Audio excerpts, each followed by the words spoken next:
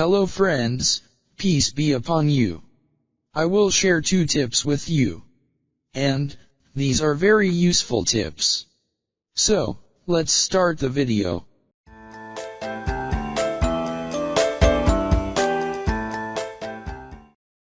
A color image of a room is up front. I will pick the eyedropper tool that selects the color. So, if I click on any color, it will be selected as foreground color.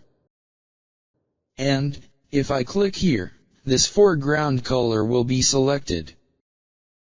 And if I click on another color, that foreground color will be selected. By clicking on any color, it will become the foreground color. But if the image does not have that color, and that color I have to pick from somewhere. So, I will restore Photoshop. Here are some images, open in Google search. Now, I cannot select this color from outside, with the eyedropper tool. But, there is a way. Suppose I want to select this green color. And, on the ceiling I have to put that color paste. I will click and hold the eyedropper tool inside Photoshop. And I take it out of Photoshop now.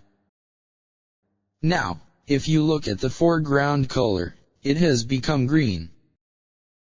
So, if you want to pick a color outside of Photoshop, so, this way you can pick colors from outside of Photoshop. Suppose I select this blue color here. So, you can see that the foreground color has become blue. There was no such blue color in this image. Now, if I select the ceiling here, and then create a blank layer. So, I fill this blue color that we selected from the outside into the selection. Press Ctrl+D to deselect. And the blend mode of this layer if I want to make any other changes. So, this blue color I took from outside of Photoshop. As you can see, this blue color is not in the image. I wanted a similar color for the ceiling in this room. Let me tell you once again that you can select colors from within Photoshop with the eyedropper tool. You can select any color here. And whatever color you select will become the foreground color. And I restore Photoshop by clicking on the restore icon. And I have to pick a color from outside Photoshop. So, I will click inside Photoshop. And drag the key outside Photoshop without releasing it. So, you can see that now the foreground color has turned green. And, after selecting the color I release the mouse key. And, here I select the ceiling. I am doing rough selection, just to explain you. Create a new blank layer, and add the color we selected to the outside. I fill this color here, by pressing Alt+Delete. As this color is not within the image. And this too I change any blend mode.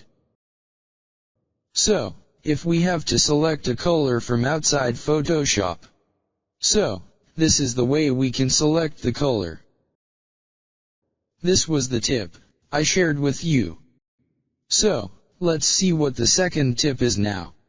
In Photoshop, when we open an image, like this one image here I am opening. And suppose, I want to clone this image. There are 2 dogs in the image, one of which I want to remove. But, also I want to see in preview. That is, what I am cloning looks like. So, if I want to open the image named dog friendly. So, I can't open it again. there is a way to split the same image into two windows.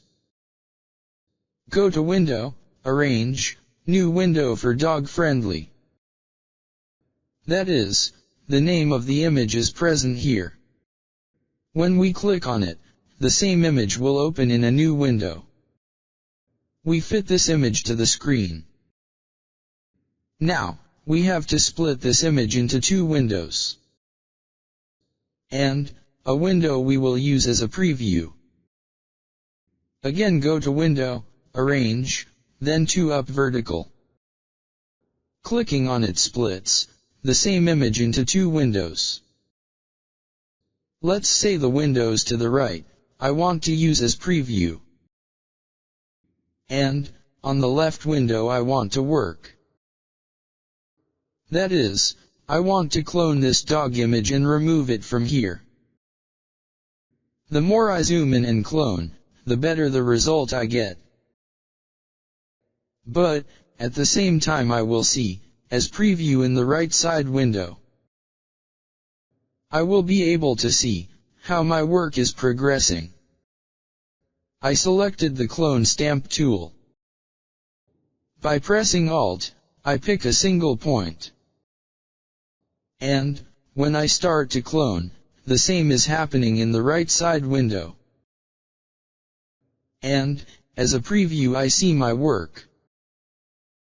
The advantage of this is that I don't have to repeatedly zoom out to see the image I'm working on. So, I am removing this dog image by cloning. But, the same workup will be seen on the right side window. So, as I'm cloning, it's looking at the window to the right. So, this dog here, I have removed by cloning.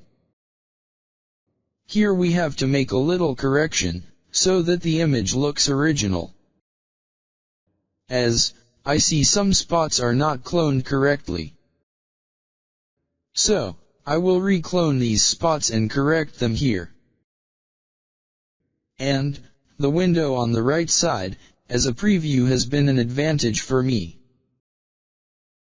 Taking advantage of this, I can best clone the image.